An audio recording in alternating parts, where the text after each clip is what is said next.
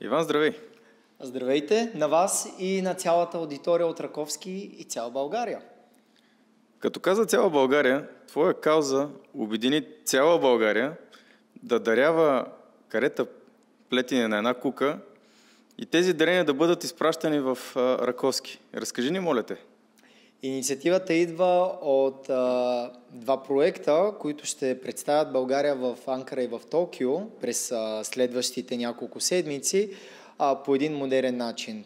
Използвайки модата, използвайки един нов етикет на България пред света, който е всъщност модата и традициите, за да построим един културен мост между тези три държави – България, Япония и Турция.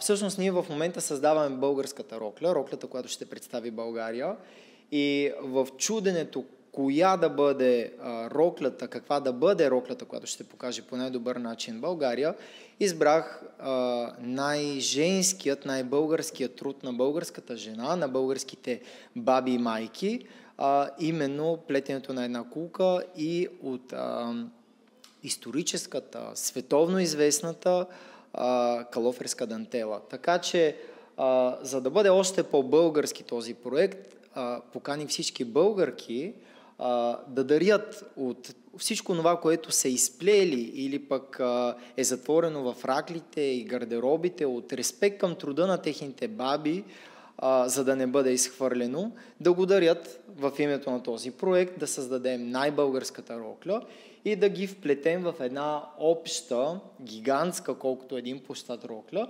Така че започнаха всички тези толкова мотивирани жени да изпращат пакети, чували, кашони и да пристигат един по един. Затова днес правим основната, малката версия на роклята, която със сигурност няма да остане в този размер, а ще расте все повече и повече, за да добие размерите на площад, когато ще дойде момента ние да вплетем и иновацията в този проект. Иновацията в този случай ще бъде мапинг. В роклята няма да има фолклор, в роклята няма да има шивици, няма да има пафти, няма да има всичко това, което сме свикнали да виждаме в една народна носия. Ще има лазери, ще има светлина, ще има музика, ще има видео. Така че тук ще се включат автори на записи, на видеозаписи с дронове, ще се включат творци на 3D мапинг, на лазери, на музикално шоу, на абсолютно всичко, което може днес първо да зарази младите хора към инициатива и към любов към това изкуство и в същото време да им разкажем за нашата история, за изкуството и ценността на българския фолклорен костюм. Идеята е, когато роклята е готова, тя да пътува из България в българските площади и по световните площади. Ще има огромна инсталация, която всъщност ще представлява тази гигантска рокля от български карета, изплетене на една кука и мапиране върху самата бяла основа. В рамките на няколко секунди, на няколко минути ще виждаме пейзажи от различните области на България. След тези няколко секунди на красив пейзаж, красиви реки, улички и кълдъръми и така нататък, ще чуваме музика от тази фолклорна област и в момента, в който това приключи, ще имаме едно приливане от тези пейзажи към изрисуването с лазерите на различните носии директно върху тази бяла основа, така че ние ще виждаме фолклорната носия, изрисувана върху бялата основа, именно чрез лазери. Така че тук идва момента, в който ние ще комбинираме традицията с иновацията, за да обединим едно, как да кажа, не старо, защото обществото никога не е старо, да обединим нашите предци с нашите бъдещи поколения и, разбира се, настоящи, за да създадем този мост между поколенията. Звучи грандиозно. От идеята, която стартира да бъде тези карета, вплетени в нов, иновативен, моден продукт, до грандиозно шоу на национално и наднационално ниво, с иновативно представяне на българския фолклор и традиции, голям проект се очертава.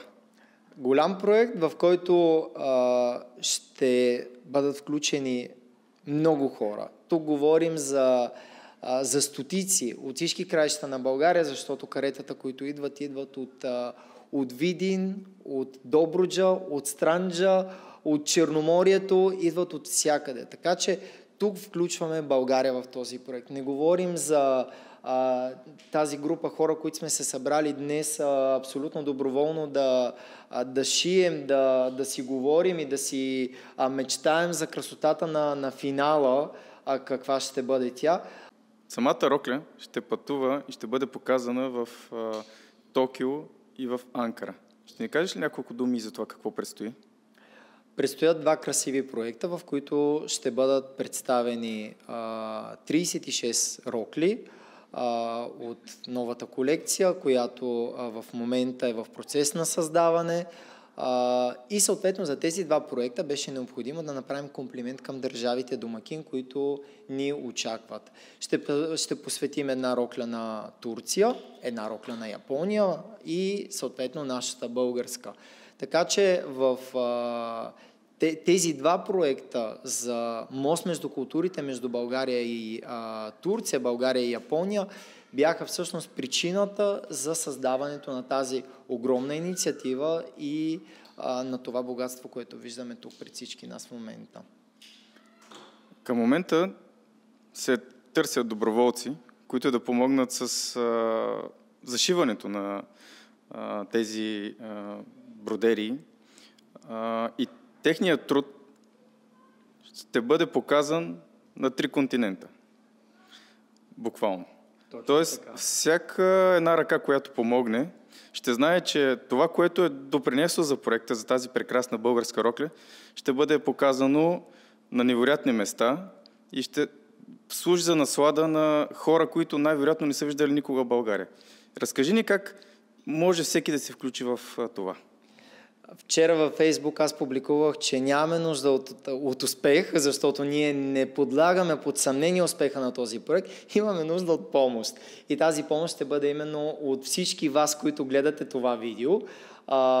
Ще се събираме всяка вечер през следващата седмица, след работно време, за да може всеки, който има желание да се включи в моята страница, в моя профил във Facebook и в Instagram ще публикуваме часовете, в които ние ще се събираме. Така че всяка вечер по 2-3 часа ще работим над зашиването на тези карета. Както виждате, всичко се прави на ръка, нямаме нито една машина в тази зала. Следователно, всеки един добре дошъл да дойде, даже с едно за нас ще бъде помощ, защото, както казахме, не са 10 или 20, стотици са и всяко едно зашито каре от един добронамерен човек, за да сподели и каузата, и емоцията, ще бъде от огромна помощ за нас, така че заповядайте, ние ви чакаме. Имаме захапване, имаме музика, всичко е прекрасно, говорим си за хубави теми от живота, забавляваме се и ще бъде хубаво, ако всеки поне веднъж в седмицата дойде за 1 час да помогне. Благодаря. И в заключение, от всички нас зависи роклята, която ще представя България в Анкара и в Токио, да бъде най-прекрасното нещо създавано до момента. Благодаря, Иван. Успех! Аз ви благодаря. Благодаря на всички ваши зрители и най-важното да кажа е, че дебютът на гигантската рокля няма да бъде къде да е, ще бъде тук в Раковски. Така че ние първи ще се насладим на тази красота. Раковски, иновативен, както винаги. Това беше от нас.